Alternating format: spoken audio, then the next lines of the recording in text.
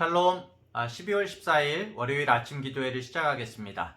오늘 하나님의 말씀은 역대하서 32장 24절부터 33절까지의 말씀입니다.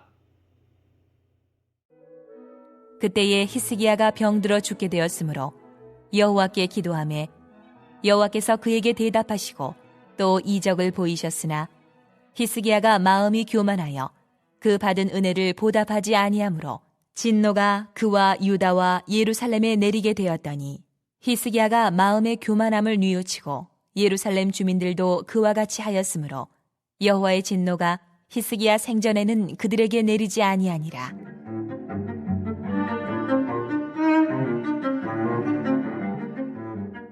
히스기야가 부와 영광이 지극한지라.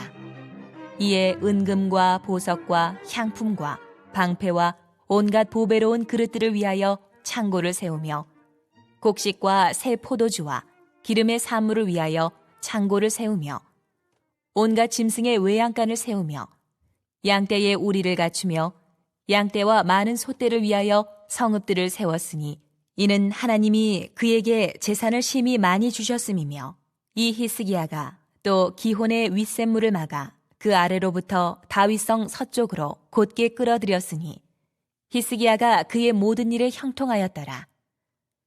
그러나 바벨론 방백들이 히스기야에게 사신을 보내어 그 땅에서 나타난 이적을 물을 때에 하나님이 히스기야를 떠나시고 그의 심중에 있는 것을 다 알고자 하사 시험하셨더라.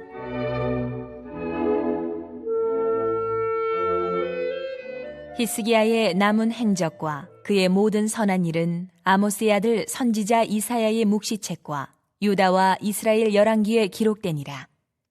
히스기야가 그의 조상들과 함께 누움에 온 유다와 예루살렘 주민이 그를 다윗 자손의 묘실 중 높은 곳에 장사하여 그의 죽음에 그에게 경의를 표하였더라. 그의 아들 므낫세가 대신하여 왕이 되니라. 자, 오늘 본문은 히스기야의 말년, 마지막에 대한 성경의 기록인데요. 이 본문을 보면은 역대기의 기자는 히스기야 왕의 시대를 다윗과 솔로몬 시대에 버금가는 부귀와 영화의 시대로 그렇게 평가하고 있습니다.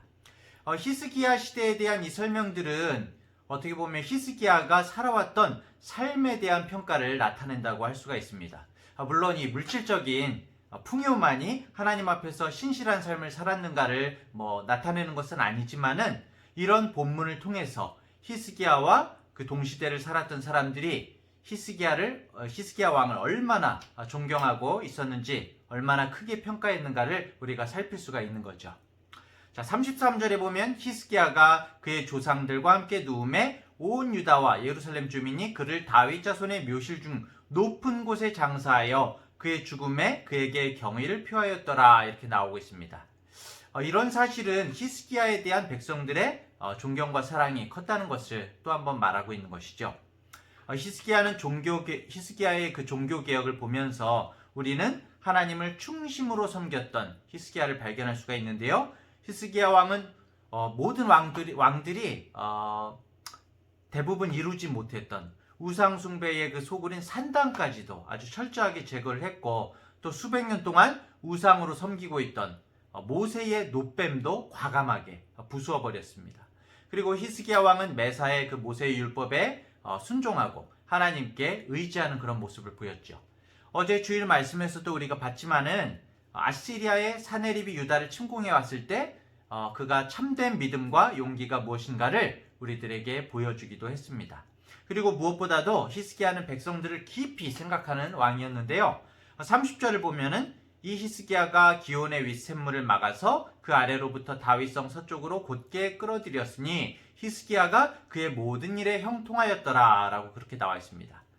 본문에 기록된 이 수로 공사는 32장 4절에서 말하고 있는 것처럼 산헤립이 쳐들어왔을 때에, 아시리아가 쳐들어왔을 때에 적들에게 마실 물을 제공하지 않게 하기 위해서 이렇게 하기도 했지만은, 사실은 이 건조한 기후로 인해서 부족해지기 쉬운 그 식수를 예루살렘의 백성들에게 원활하게 공급하기 위한 그런 목적도 있었던 것입니다.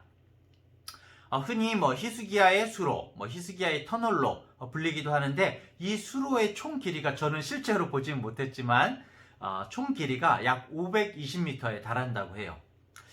따라서 이 수로를 만든다는 것이 결코 만만한 일이 아니었을 것입니다. 이 수로는 백성들을 진짜 위하는 마음이 없었다면 생각해내기도 어려웠을 뿐더러 완공하기란 더더욱 어려웠던 일이었죠.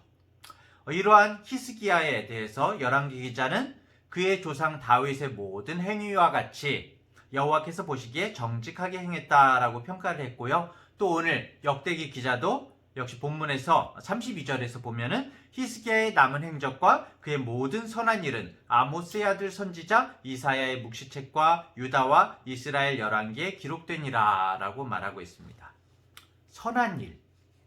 자, 그런데 여기서 이 선한 일로 번역된 단어가 히브리어로 헤세드예요. 헤세드. 헤세드란 단어는 흔히 하나님의 성품 중에서도 하나님의 사랑을 나타낼 때 사용되는 단어입니다. 헤세드란 하나님 아버지께서 당신의 자녀들, 백성들을 긍휼히 여기시는 마음을 나타낼 때 쓰는 그런 단어인데요. 이 단어가 사람에게 사용되는 경우는 아주 큰 친절과 자비를 베풀었을 때 사용되기도 합니다. 역대기 기자는 왕으로서 보여주었던 히스기야의 이 중심된 성품을 바로 헤세드라고 표현을 하고 있는 거죠. 자, 그런데 여러분, 이 히스기야가 엄청난 사랑의 사람입니까? 원래 마음이 그렇게 선하고 뛰어난 사람입니까? 위대한 성인입니까? 사실 히스기야는 완전한 사람이 아니거든요. 연약한 인간이고 약점도 있었습니다. 교만하기도 했습니다. 열왕기서 오늘 보면은 바벨론 사신들이 왔을 때에 하나님께 영광을 돌리지 않고 어땠었죠? 모든 무기고와 보물들을 보여주면서 자랑스러워하는 모습도 나오죠. 열왕기서에 보면요. 자, 그렇다면 히스기야가 어떻게 헤세드가 있었다는 것일까요? 어떻게 헤세드를 드러냈을까요? 히스기야는 이 많은 부족함에도 불구하고 항상 주님의 말씀에 귀를 기울였죠. 그리고 주님의 헤세드의 통로가 되기를 원했던 것입니다. 사람이 헤세드가 넘쳐나나요? 그게 아니라 주님의 헤세드를 흘려보낼 수 있는 통로가 되기를 기도했던 것입니다. 주님의 도구로서 자신의 사명을 다하고자 하는 그런 마음이 있었던 거죠. 자, 이것은 오늘 본문 24절에 보면은 히스기야가 병들어 죽게 되었던 내용에서도 우리가 알 수가 있는데요. 열왕기서에 보면은 하나님께 기도함으로 나음을 입은 기사가 열왕기서에도 나오고 이사야서에도 나오죠. 오늘은 좀 다른 방향에서 이 히스기야가 병들었던 것을 살펴보고자 하는데요. 히스기야는 과연 하나님께 어떻게 기도했을까요? 어떻게 자신을 낫게 해달라고 기도를 했을까요? 열왕기하 20장에 보면은 히스기야는 자신이 진실과 전심으로 주 앞에 행하였고 주께서 보시기에 선하게 행한 것을 기억해 주십시오 라고 이제 하나님께 기도를 합니다. 얼핏 보면 어떻습니까? 히스기야의 기도가 자신의 의를 드러내는 것 같죠? 히스기야가 자신의 행한 의를 드러내면서 제가 이렇게 의를 행했으니까 좀 살려주십시오 라고 그렇게 기도한 것으로 우리가 쉽게 생각할 수가 있습니다. 하지만 히스기야의 기도는 우리들이 그냥 단순하게 보는 것처럼 자기 의를 담보로 하나님과 흥정한 그런 기도가 아니라는 것입니다. 왜냐하면은 히스기야의 기도가 자기의 의를 드러내는 기도라면은 사실 하나님이 그 기도를 들어주실 이유가 전혀 없어요. 그리고 성경에서도 어디에도 자기 의에 기초한 기도가 응답된 경우가 없습니다. 그렇다면은 히스기야는 무엇을 중심으로 기도한 걸까요? 열왕기하 20장 5절에 보면 하나님은 히스기야에게 내가 네 기도를 들었고 네 눈물을 보았다 이렇게 말씀하세요. 내가 네 기도를 들었고 네 눈물을 보았다라는 하나님의 말씀은 히스기야의 기도가 단순히 자기 의를 드러낸 기도가 아니라는 것을 나타내고 있는 것입니다. 히스기야의 기도는 바로 유다 전체를 위한 기도였던 거죠. 히스기야의 기도는 남유다의 개혁이 중단되는 것을 슬퍼하는 기도였던 겁니다. 남유다를 하나님께로 되돌리기 위해서 쉼없이 말씀대로 개혁을 해왔는데 그런데 이제 남유다의 개혁이 자신의 병으로 인해서 중단되는 그런 위기에 봉착한 거죠. 이 사실 때문에 히스기야는 하나님께 기도로 매달린 겁니다. 심히 그리고 통곡할 수밖에 없었던 겁니다. 바로 유다를 중심으로 기도한 거죠. 하나님께서는 히스기야의 이런 마음을 받아주신 것입니다. 그래서 하나님은 히스기야 왕에게 열왕기야 20장에 보면은 내 날에 15년을 더할 것이고 아수르의 손에서 남유다를 구원할 것이다 라는 그런 은혜의 말씀을 더해 주시죠. 게다가 히스기야 왕이 반드시 낫게 된다는 증표로서 그 유명한 해시계 위에 드리운 그림자가 10도 뒤로 물러나는 그런 표적을 받기도 했습니다. 잘 생각해 보세요. 그냥 개인적으로 절 좀 살려주세요, 절 불쌍히 여겨주세요 해서 나았는데 뭐하러 이런 기적을 보여주실까요? 사실 이런 이적을 보여주실 이유가 전혀 없거든요. 단순하게 안타까움으로 낫게 하셨는데 이런 표적이 필요하지 않습니다. 바로 남유다에 대한 하나님의 안타까움과 사랑의 마음을, 그리고 계속적으로 하나님 앞에서 개혁으로서 정진해라 하라는 그런 말씀을, 헤세드를 이런 이적으로 보여주신 것입니다. 히스기야의 병의 치유는 단순히 개인적인 병이 나았다는 의미가 아닌 거죠. 하나님께서 히스기야의 죽을 병을 낫게 하시는 은혜를 베풀 정도로 하나님께서 남유다를 사랑하신다는 것을 보여주시는 것입니다. 그리고 우리들을 사랑하신다는 것을 보여주시는 것이죠. 하나님은 언제나 이스라엘 역사에서 왕을 통해서 당신의 백성들에게 자신의 은혜를 나타내셨습니다. 하나님은 남유다를 사랑하셨기 때문에 히스기야의 개혁을 통해서 남유다가 하나님께로 온전히 돌아서기를 원하셨던 것입니다. 그래서 히스기야를 살려서 더욱 유다가 하나님께로 돌아올 수 있는 그런 개혁에 박차를 가할 수 있도록 새로운 기회를 은혜로 더하신 거죠. 하나님은 우리들에게 새로운 기회를 날마다 은혜로 더하십니다.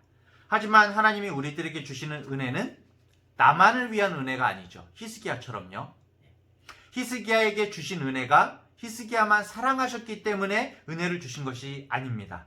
하나님께서 남유다를 사랑하셨기 때문에 히스기야에게 은혜를 더하신 것이죠. 우리들에게 은혜를 더하시는 것도 우리를 사랑하실 뿐만 아니라 우리에게 맡겨주신 사람들을 사랑하시기 때문에 하나님이 은혜를 주시는 것입니다. 사실 나만을 위한 그런 은혜는 없죠. 은혜는 나 혼자 독점하는 것이 아닙니다. 은혜는 언제나 이웃을 향한 책임이 동반이 되는 것이죠. 하나님께서 우리들에게 어떤 은혜를 주셨습니까? 그 은혜는 내가 속한 가정을 위해서 주신 것이고, 내가 속한 교회를 위해서 주신 것이고, 내가 오늘 만나는 그 사람을 위해서 하나님께서 은혜를 더하신 것이죠. 우리는 은혜를 받을 때마다, 풍성함을 주님께서 보여주실 때마다 내가 받은 이 은혜를 함께 나누어야 할 내 옆에 사람들을 생각해야 하는 것입니다. 이걸 우리말로는 사명을 감당한다고 하죠. 혹시 하나님께서 나에게 물질의 은혜를 더하셨습니까? 그렇다면 혹시 나의 옆에 나누라고 하나님께서 보이게 하는 사람이 없는지를 잘 살펴봐야 됩니다. 우리는 하나님의 은혜가 흘러가는 거룩한 통로인 것이죠. 오늘 하루 정말 거룩한 은혜의 통로로 살아가시기를 간절히 원합니다. 히스기야는 왕으로서 하나님을 온전히 신뢰하고 사랑했습니다. 또한 그는 왕으로서 자신의 백성들을 헤세드, 즉 친절과 자비로 다스렸습니다. 그 헤세드는 하나님에게서 나오는 것이었고 히스기야는 이것을 잘 흘려보냈습니다. 이랬을 때 히스기야는 백성들의 마음에서부터 우러나는 존경과 사랑을 받았던 것이죠. 사랑하는 우리 중앙대학교의 성도님들, 히스기야의 오늘 통치를 정리하면서 우리는 어떤 교훈을 얻을 수가 있습니까? 우리가 우리의 후손들에게 진정 남겨야 하는 것이 무엇일까요? 히스기야가 남긴 물질적인 풍요나 여러 가지 풍성함은 사실 히스기야의 다음 아들 므낫세가 또 유명하죠. 악독하기로 유명합니다. 므낫세에 이르러서 타락의 밑거름이 되고 말았음을 우리는 기억해야 됩니다. 하지만 히스기야가 자신의 삶으로 보여준 여호와 하나님을 믿는 신앙과 백성들을 향해 하나님의 헤세드를 흘려보낸 그 사명을 감당한 것은 히스기야와 동시대를 살았던 백성들에게는 물론이고 오늘 우리가 성경의 말씀을 읽으면서 우리들도 많이 깨닫게 되지 않습니까? 그렇기 때문에 성도 여러분, 우리는 히스기야의 삶을 통해서 어떻게 사는 것이 우리의 삶을 가장 값지게 남기는 것인지를 분명하게 깨달을 수가 있습니다. 그것은 우리가 정말 충심으로 하나님을 사랑하고 섬기면서 신뢰하는 것이고, 또 하나님의 헤세드의 통로로서 우리 주변에 있는 사람들을 생명으로 사랑하는 것이죠. 오늘도 주님의 뜻을 이루며 사랑하면서 사는 우리 모든 성도님들 되시기를 간절히 원합니다. 또 그러기 위해서 성령의 능력을 구하는 우리 성도님들 되시기를 간절히 원합니다. 오늘 기도의 제목은 이 말씀을 가지고 기도하겠습니다.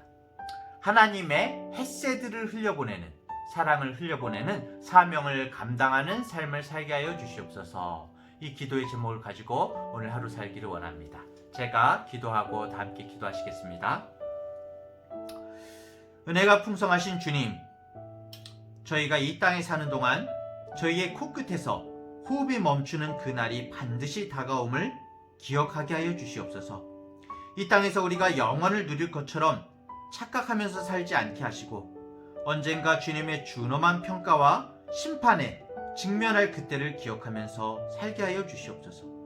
그래서 이 땅에서 사는 동안 저희의 연약함과 허물에도 불구하고 주님과 저희 주변에 있는 우리에게 맡겨주신 사람들을 최선을 다해서 사랑하게 하여 주시옵고, 저희가 남기는 그 삶의 자취가 저희의 후대에게, 그리고 주님 앞에 아름다운 의미로 남게 하여 주시옵소서.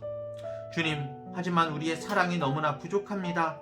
너무나 연약합니다. 주님, 성령의 능력으로 날마다 주님의 헤세드를 흘려보내는 사명을 감당하게 하여 주시옵소서.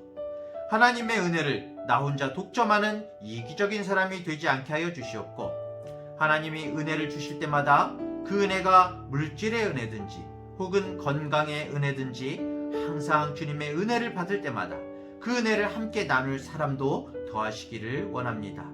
하나님의 은혜를 날마다 우리들에게 풍성하게 더하시기를 원합니다. 그래서 은혜가 없는 이 세상에 하나님의 은혜를 드러내는 거룩한 통로로서 오늘도 살아가는 우리 모든 중앙대학교의 성도들 되게 하여 주시옵소서. 성령께서 붙들어 주시옵소서. 예수님의 이름으로 기도합니다. 아멘.